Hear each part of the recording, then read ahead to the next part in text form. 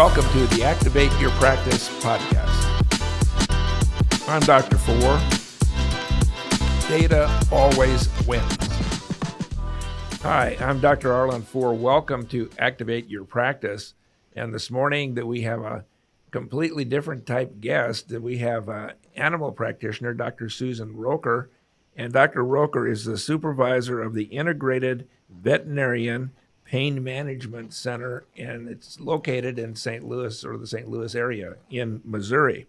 The name of it's the Animal Medical Center of Mid-America, and as I said, it's located in St. Louis, Missouri. Welcome, Dr. Roecker. Thank you. I'm glad to be here. I'm sure this is going to be very informative for everyone interested in animal chiropractic. You know, we just now have the first animal chiropractic that Dr. Roecker did, and it's out for continuing education approval. You might have to check. There's a couple of states that you want to see if they allow it. But let me ask you a question. What is animal chiropractic? Sure. So animal chiropractic is much like what we do with our human patients. We adjust the spine, extremities, and everything. For the animal patient, it is a little bit different because they are on all fours, so they have more of a shear force than the humans that have more compressive forces. The animal chiropractic has been around since the inception of chiropractic. So B.J. Palmer actually did a lot of adjusting for animals, especially circus animals in his area. And so recently, as recent as 1986, Dr. Sharon Willoughby, who was a chiropractor as well as a veterinarian, started animal chiropractic back up again for chiropractors and veterinarians to learn the science, art, and philosophy of animal chiropractic. So this is nothing new. Right. Yeah. It's been around for a while. You know, this all got started because my wife said in her former life she raised racehorses, and when we met, she said, well, you had people using activators on our racehorses, so I'm familiar with what an activator is. And so she said, we need to put this out because there's a lot of people out there that even want to adjust their own pets, which I have two miniature schnauzers, and one of them got hurt, and I had to call somebody and get a walkthrough so I could adjust their front shoulder to get back together, and that was you. And so yeah. Explain the 4-course activator for the small animal. So we created, with Activator, we created a kind of introductory course for chiropractors to use the techniques with the Activator instrument for their small animal patient at home. This course is only 4 hours, so it's not going to satisfy what some of the laws are requiring as far as education goes with animal chiropractic. So ideally, it's for those owners to use that at home. But it is a good introductory course on how to use the instrument to adjust your dog or cat. It's not a technique course like Activator. It's more how to use the instrument to adjust your animal. So we can't tell Fluffy to put their right hand on their lower back and bring it back down, left hand on their lower back and bring it back down. So we had to create something where you can kind of motion palpate and figure out where you need to adjust the animal. What are some of the special considerations for a small animal patient? So there's a lot of things to consider when we want to adjust our small animal patient. So a lot of times we want to make sure that they're on a steady, non-slip surface. We also need to consider that they have little teeth, and if they're not too happy with us, or if we find a painful area, that they could actually injure us or have a negative reaction. So we want to take that into consideration. And kind of like how when we adjust somebody's hand, we kind of hold on to their hand and then use the instrument to kind of provide some stability to that area. We kind of have to do the same for the animal patient. How often does a pet need to be adjusted? So usually animals don't need as many adjustments or as frequently as our human patients. Again, they don't have the compressive forces like we do. Since we're upright, we have a lot more compression on our spine, whereas the dogs and cats have more of a shear force because their spine is lateral. And so usually for a healthy animal that's not prone to injury, once a month, once every other month, some of them even once every 6 months, kind of depends on their activity level and if they're prone to getting injured themselves.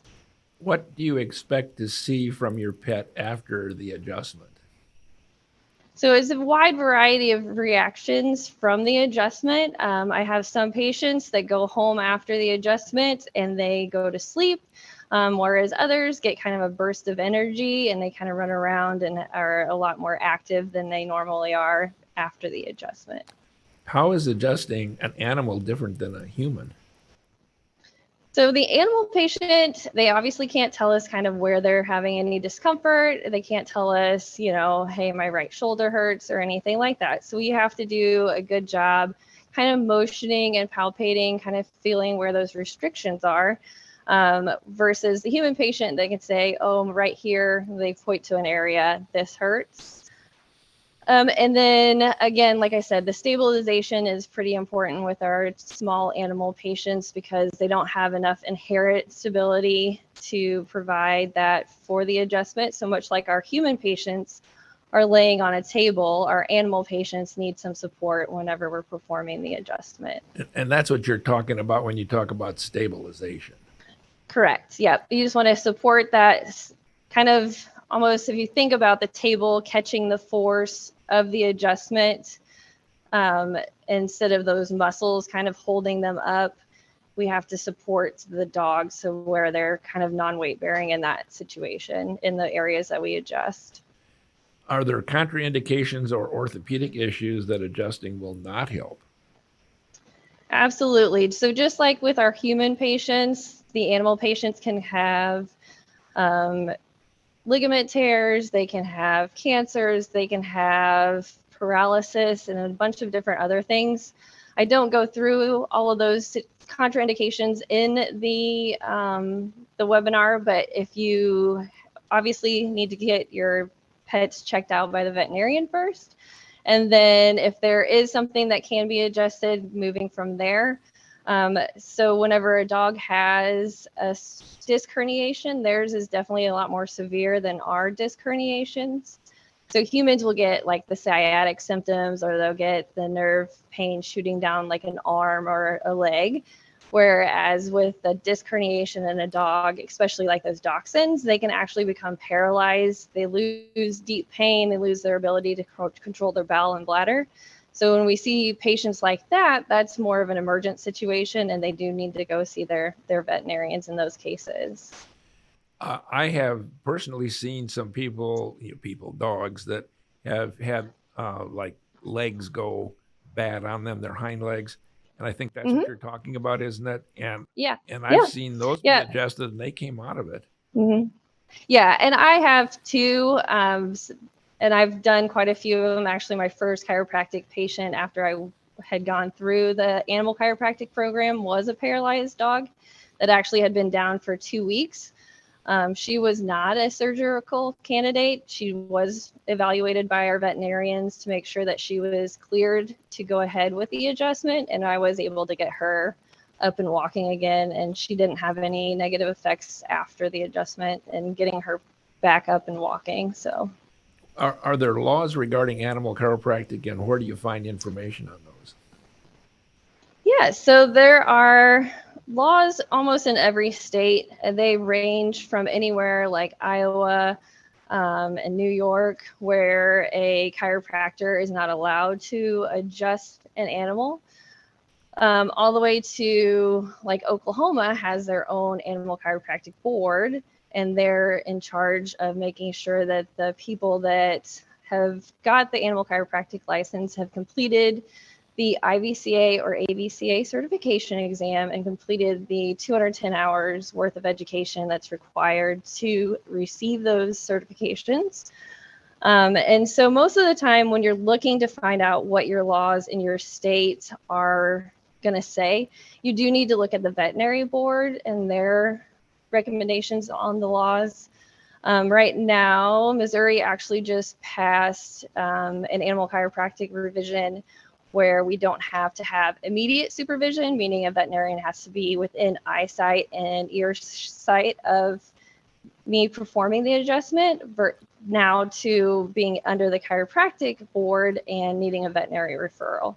So the laws are changing. Most of them, like I said, are requiring a certification for the IVCA or the AVCA, which the course that I created does not qualify for because it's only 4 hours, which is just a small, like I said, just an introductory class as far as animal chiropractic goes. Well, and that's what this was created for, because we had so many of our doctors say, when are you going to do an animal course? And boy, we got into it, and it was complicated from the law standpoint. Yeah. And we didn't want to go into anything where we were going to violate the law, obviously. And we didn't want to make, veterinarians mad at us. That wasn't our goal. But we thought we could put out, just as you say, a small 4-hour course on, in case your little pet gets hurt, at least you'd have a general idea of knowing where to go and what to do. On, like I told you, I have 2 little schnauzers. They're part of my family, and Right. there's so many people out there that they said, when are you going to show us what to do with an instrument? And so we thought, we'll give them an introduction. Then if they want to go into the other organizations, which we're all in favor of, then fine. Then you can go get certified and really get into it. And I know I'm from Arizona, so there are people here that adjust, horses and all kinds of different things, because we have racetracks and things like that here. So there's a lot of animal chiropractic going on, but I think now we're going to let people see more about it, look into it, and find a good way for them to go. What were the big things that you taught in this 4-hour course, do you think? What would you say? So I would say initially we kind of go through, again, the laws, where if you are interested in finding more information out about animal chiropractic, where those resources are available. And if you want to go further in the certification, it also goes through the laws a little bit too on where to find information on that. I also go through kind of the different directionality terms that are used in animals versus people. So like dorsal is the back instead of posterior and that kind of thing. And then we go through the different parts of the body and kind of how to provide those adjustments if we do find some restrictions in there. So a lumbar vertebrae adjustment, we're going to do a straight D to V type adjustments. And so we just kind of segmentally go through the pelvic area, the lumbar area, thoracic, and so on. So, well, I remember when you shot it, I believe you had a plastic dog, and that was how you were able to show people where to make the contact points and things of that nature. So it's a very, as you say, a beginner's course. It's a simple course, and it's designed for you to get an introduction into animal adjusting. Yeah. And that's what the whole program was all about. And I know that there's a lot of chiropractors that have been doing this for a while, just because they've, kind of played around with it. And this gives them just a little bit more information on how to do that safely and effectively. I've talked to some that never even considered the stabilization that could help them in their adjustments for their pets. Just a few good ideas. And by the way, as I said, it counts for continuing education. So if it just something you'd like to learn and you want some CE credits, that they're available. You have to look. There's a couple of states that don't allow CE credits, but we made that very clear, and you can see that. So, well, anything else, Dr. Roecker, that you'd like to say? I think that kind of covers it. If you guys have any questions or concerns or anything like that, I'd be happy to answer those via email or, anything like that. That would be fine too. Good. Just on a side note here, Dr. Roecker spoke at Logan's symposium. She's a Logan graduate, and she spoke at the symposium where we had over 500 people, and she had 400 people in her class.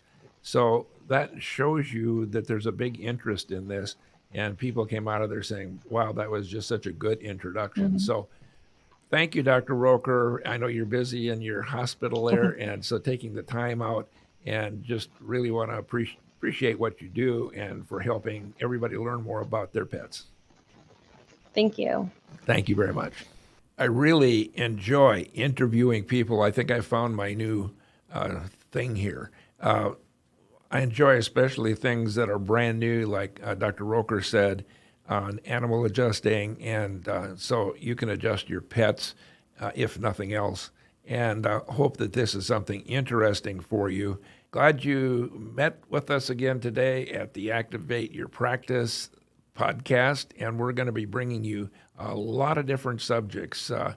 Everything from animals to, we're going to talk a little bit about even knee replacements, seeing as I went through one of those with my wife. We look forward to you tuning in again. Thank you.